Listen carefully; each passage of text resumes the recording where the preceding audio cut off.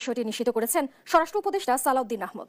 জাতীয় সংসদ অধিবেশনে তিনি জানান, আবুধাবি থেকে পাঠানো একটি ইমেইলের মাধ্যমে বাংলাদেশ সরকারকে গ্রেপ্তারের বিষয়টি জানানো হয়েছে। বলেন, তাকে ফিরিয়ে আনতে আইনিভাবে কাজ শুরু করবে দুদক। অপরাধী যত শক্তিশালী হোক, কাউকে ছাড় দেওয়া হবে না বলেও জানান স্বরাষ্ট্রমন্ত্রী।